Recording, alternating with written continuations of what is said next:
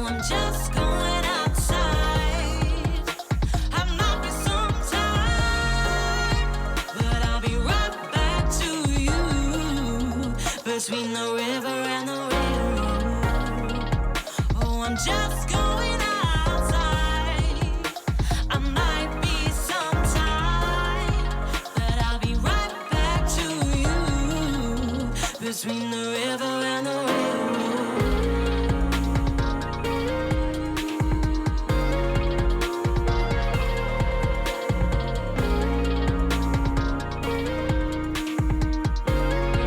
Between the river and the railroad.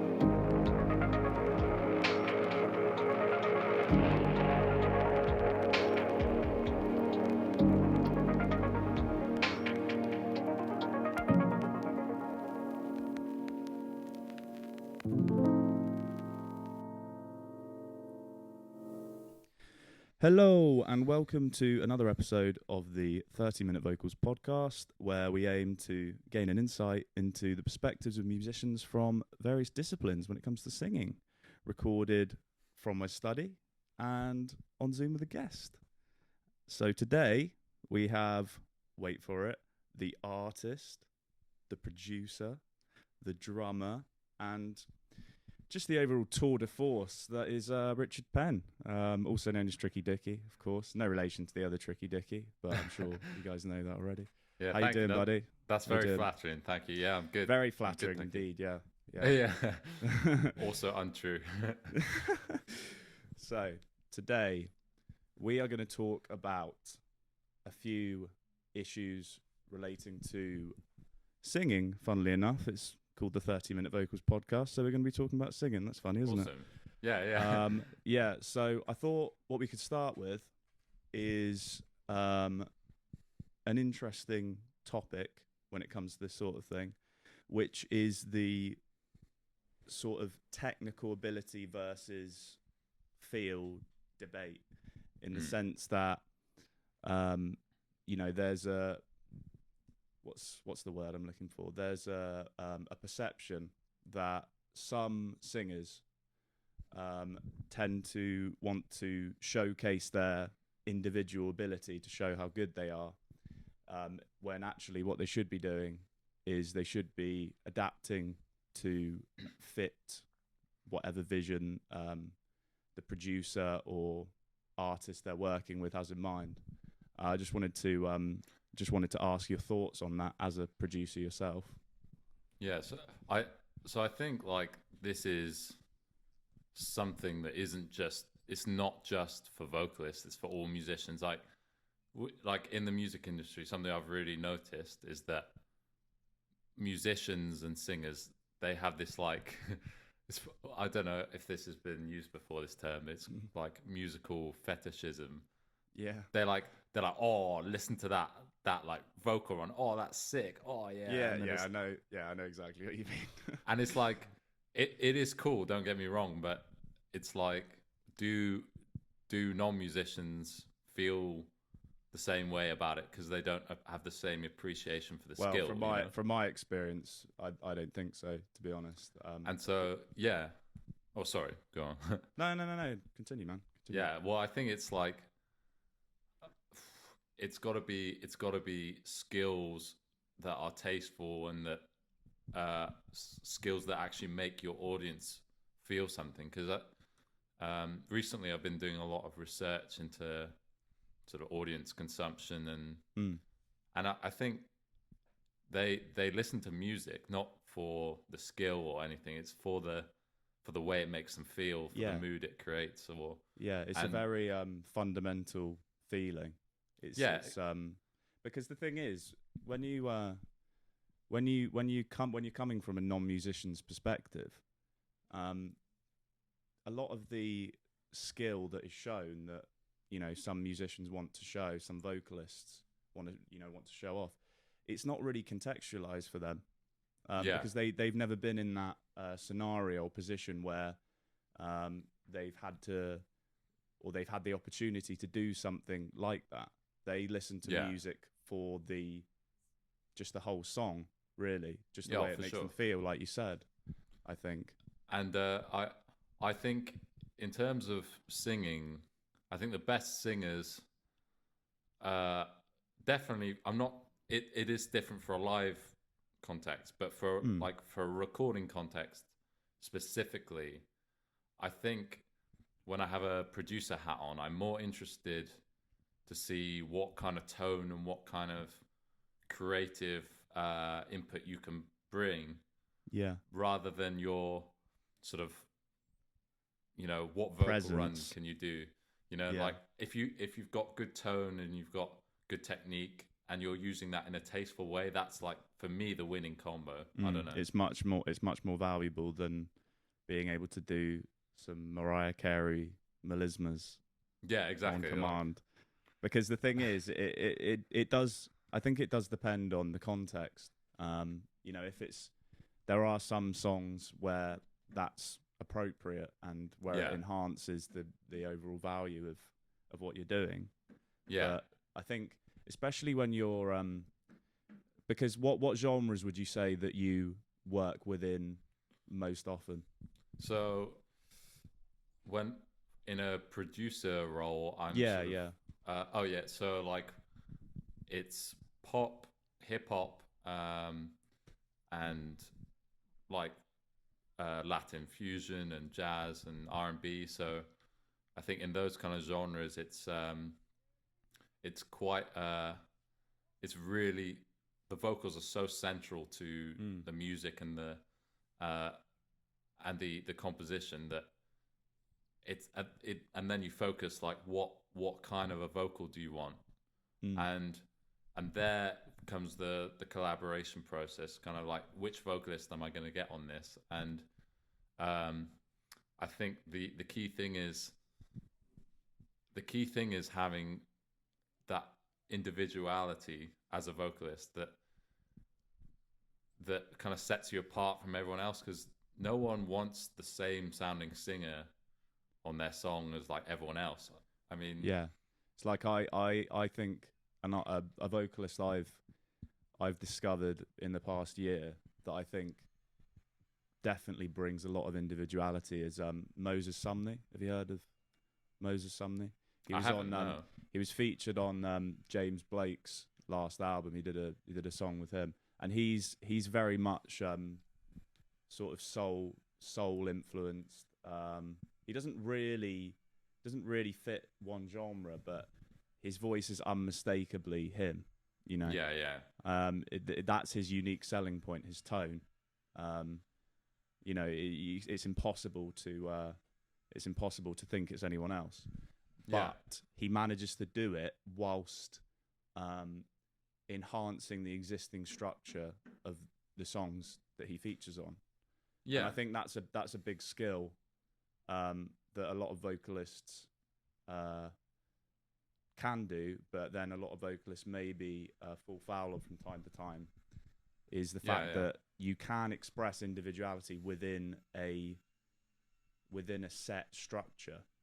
For example, in pop, where structure is king, that's the whole basis of pop, that it's not formulaic, but that it does fit a standard song structure. And I would say that I think there's always an element of, you're always going to sound like you because it's you performing. Like, I think it can also be overdone as well. Like, if you're trying to sound too much like you, and then you're not sort of collaborating as well as you could, So there's a sort of sweet middle, I guess, that you can achieve with the collaboration process, and it's kind of bringing that adaptability as well, and versatility. Versatility is key as well. Oh yeah, for sure. If you can get in a room with a producer or like a band, or just be thrown into any environment and kind of be able to bring something to the table that is interesting and exciting, then you're going to be in such high demand as a singer. Yeah, definitely. And I think that versatility, a lot of the time, it's born out of you see it more in singers that are sort of avid listeners of music, in the sense that they just love listening to loads of different types of music, instead of just one genre, because you can listen to one genre to death and you can perfect that genre and you could probably make quite a good career out of it. But then again, you'd also be hamstrung when it comes to expanding your palette into other areas. Yeah. I think it kind of depends on your objectives. So if you're a singer that is like, I don't know, I want to be a pop singer. Do you? Oh, mate, like wow. the music, I like, people would not want to hear that. Trust me. Oh, I don't know about that. But yeah, continue. What were you saying? Or I don't know, if a singer's like, I want to be this genre and that's their goal, then I think it's possible. But I always think that the more genres you delve into and listen to and throw yourself at, that then the more skills you can bring. For example, I don't know, I grew up as a drummer playing jazz, and that was my jazz. I like jazz. Like jazz. Is that from the B movie? I think it is, yeah. I think it is. And I think we should immediately forget that we both know that. Yeah, just edit that out, trust me. Yeah. But honestly, I grew up as a jazz drummer, but I find myself using recontextualized jazz skills in other genres. So like when I play pop, I will, if there are stabs, I will be setting up stabs in a very jazz big band way, but that sounds like a pop. That sounds like pop. You've got to be able to adapt your knowledge and bring it into another context. And I think that's so key across all disciplines, not just singing. Yeah, definitely. But yeah, definitely in terms of singing, like the more genres you can immerse yourself in, the more employable you'll be, the more you'll sort of get on with producers and be able to have that creative input into songs and live performances too. Yeah, for sure. I mean, from my experience, I find that there's a lot of stuff over the years that I've just subconsciously picked up. I haven't really sought out to learn all these different things that I've heard and seen other artists that I've listened to do, but especially stuff I listened to when I was a kid. A lot of the runs that I usually use are just influenced by the artists I listened to when I was young, like Michael Jackson, a lot of R&B artists as well. Even and as I've gotten older and my musical tastes have changed or broadened, I like to say, I've picked up more stuff as well. Yeah. But I do think that when you get older, you have to more consciously have a more conscious focus on picking that stuff up, because when you're young, you're a sponge, aren't you? You pick up everything that's going on around you, whereas when you're older, you've got a lot more things to worry about. And if for example, if you wanted to learn a jazz lick, it wouldn't be as easy to just listen to it and remember it. You have to practice it a few times to perfect it. But I mean, to be honest, I'm guilty myself of trying to showcase my technical ability a bit too much, especially in some of the earlier sessions that I did when I was at ACM, because I was eager to show everyone what I could do, basically. Yeah. And that I wasn't just because singers get a bad rap anyway in the first place. Yeah, because well, from a lot of there is a perception amongst musicians that singers don't know what they're talking about, and they're not really proper musicians and stuff like that. And I wanted to show my musicality. yeah, But yeah. part I- of that musicality is being able to show restraint. Yeah, I think. I definitely agree. Well, because I think the singer thing is it can be quite unfair, because I reckon Oh, thanks, man. honestly, like I think this applies to all musicians. I don't think it's because they're singers that they're not like musical. I think there are guitarists that are not musical. I think there are drummers that are not Yeah. musical. I think there are bassists that aren't musical, and I don't think it's like a discipline, like a problem that's related to discipline. I think it's a problem that's related to attitude. Yeah, definitely.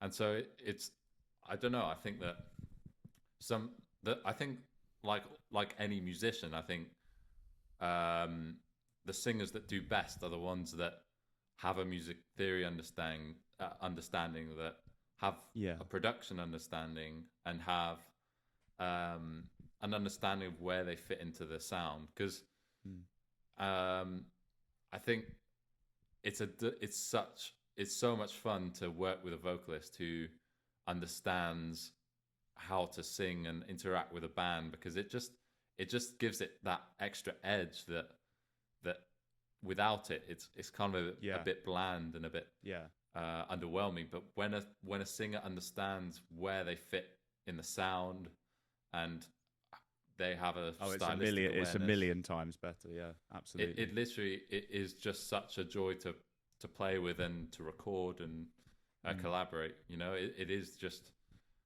it's such a key thing of being having that kind of adaptability. Again, that's the word I keep coming back to, is adaptability. Yeah, and with the singers that you've worked with so far, obviously it's a lot of very talented individuals that you've worked with. What do you think? What have you learnt about how to get the best out of them and to let them express themselves in a controlled but effective way? Yeah. So I think if there's one overarching takeaway from all my experiences, is that you have to understand the individual, because I think with the collaborative process, it's like in order to collaborate effectively, you've got to understand who you're collaborating with. So so for example, I think with certain vocalists who are less like songwriters, more singers, you have to kind of go like, right, I'll bring lots of lyrical ideas, or even a complete set of lyrics, and kind of have a song ready that you adapt around them. So it's more of a director role in that scenario. More of like, Yeah. I am the lyric writer, and I am the lyric writer. Richard the creator. Yeah. Yes. No, but like, you bring your lyrics and your melodies, and you kind of adapt them according to their like Their instrument. Yeah, exactly. You adapt them according to how they sing, and is this comfortable? It's like, I'd rather sing it like this. What do you think of this? And then it's like minute adjustments, and then you have your melody. It's interesting that you bring up the topic of vocalists being comfortable, because in the first podcast I did with Ben, he said exactly the same thing. I mean, obviously he's coming more from an engineering perspective, I guess, but he does produce too. But he did say that that making the vocalist feel comfortable was key to success. Yeah, definitely, because I think there are some vocalists who, I think it's a bit different. Recording vocals is a bit different to recording an instrument, because recording an instrument, it's you, but it's not really you. It's like the drum making the noise or the guitar. It's an extension of yourself, isn't it? Whereas singing is very much, this is me, and it's like me being critiqued, and it's probably a lot more daunting than recording an instrument. And it's you're very naked in that moment. Or hopefully not. Like 30-minute vocals after dark. Yeah. No, but I mean, it's yeah, it is from my experience of recording in the studio, even recording with you when we have recorded together. It is a very daunting prospect especially if you're not used to it. Because you can hear everything, whereas when you're just singing on your own, just singing to yourself in your spare time, what you're hearing isn't what's actually coming out. Yeah. Because we always perceive our voices to be different to what they actually are. Whereas when you're recording, you hear it for what it is, and for a lot of singers, that can be a challenge to get used to it and to work around that. And I think there are several. It comes with sort of exposure therapy. You've just got to do it. I think there are a few things I've seen, not through my sessions, but through like sitting in or helping out or drumming in other people's sessions, and there's a vocalist recording. They'll do the thing with one headphone on, one headphone off. So I do that. Yeah, exactly. And there's also some producers who put more reverb on, that you send more reverb into the input monitoring, so that they can, because I think that seems to help with pitching and stuff. Yeah, the dryness is very much something that vocalists have to get used to, I think. The fact that they're going to hear their voice just dry without any acoustic effects on it, and people can be disappointed, but at the end of the day, you have to realize that everyone's in the same boat, and even the very best singers will, the first time they will have heard their voice dry, I'm sure they would have had a similar reaction. So it's very much a mental obstacle to overcome. And I think that most of the process of working with a vocalist working with a producer, the success of it relies upon how mentally prepared that vocalist is to deliver. Yeah, and it also, I think it's something I've done a lot. So outside of my producer stuff and artist stuff, I'm also a recording drummer, and the key thing is your experience should not just be when you're in the studio recording for someone. You should be when you're not even doing recordings, you should be recording and listening back, because that's where you really make the improvement, because you can be the best performer live, but then you get in the studio and record, and then you realize, actually, I'm off grid. My drum sound isn't very good. My playing is a bit sloppy. It's my backbeat, and it's the same for vocalists. If you can sing really well with good technique under pressure in a studio environment, I think it's often because you have done that. Then you're gonna make bank, baby. Yeah, you are gonna make bank. Nah, but I mean, I think it's just a completely different experience, and it requires quite different skills. Yeah. It requires a lot more patience than performing live, because when you're performing live, bar rehearsals, obviously, it's one take. Yeah. And you're playing with people around you, so it's a more organic setup. Whereas when you're recording, it does test your patience, definitely, if you're not getting it right. And something I noticed with throughout this whole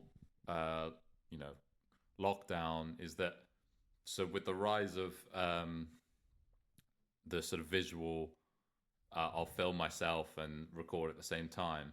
Something I've noticed when I do it, when I have just the audio, I won't be happy with it. But when I add the visual, it's like there's this weird bias you get through seeing yourself play, because if it's just the audio by itself, then you're much more critical. But if you've got the visual, then your attention is kind of split elsewhere. So, and it also contextualizes how you sound as well. Yeah. Because if you're just listening to a vocal, then you're not understanding the fact that singing and playing any instrument is a holistic process. Yeah, it requires the whole body, and if you're seeing yourself sing and hear, then it's not as jarring, I don't think, because you're understanding why you sound the way that you sound, because it's dependent on the things that you're doing with your body. Yeah, definitely. I think another element of collaboration with vocalists is also knowing when to step back and let the vocalist do their thing, because it's good to be picky and you want to have like creative control over stuff, but also don't neglect their ideas, because vocalists know their voice best, and they might add something that you would have never thought of. And I think it's always cool to see, with It Gets Easier, which is my latest song. I sent Nina the phrase "It Gets Easier," and I had a whole set of lyrics, and I think it was like half an hour later she sent a demo back on her phone, like voice recorded, with a whole set of lyrics and melody around that phrase "It Gets Easier." And then I was like, well, I'll just get rid of my lyrics. These are way better. So it's knowing that whilst it's always good to have ideas and try and have creative control and bring as many ideas as you can, sometimes you've also got to learn as a producer to step back for vocalists, because if they're feeling like they are being judged or being controlled too much, they're not going to deliver their best performance. And it's hard for them to do we're that. We're not singing donkeys, man. We want to feel a part Singing of it. donkeys. So just touching on something you said a minute ago, with the fact that Nina is also a songwriter as well as a vocalist. Yeah. It's interesting, the whole concept of having to adapt your approach to suit the needs of vocalists who do have that ability in their locker, compared to maybe a session vocalist who goes in, sings some lyrics with a melody, does a bit of magic and leaves, collects their paycheck and leaves. It's but that's interesting adapting it. That's the thing. It's like, that's why you have to understand the individual, because if they're like Nina is like, she's a creative artist. She is an artist in her own right, and she writes songs and melodies, and that's kind of her bread and butter almost. Yeah. And so, but if I was collaborating with a singer who is more down the session route, then I wouldn't have made that same call. You've got to be very case specific to the person you're working with. And I think something I was surprised about going into the music industry is that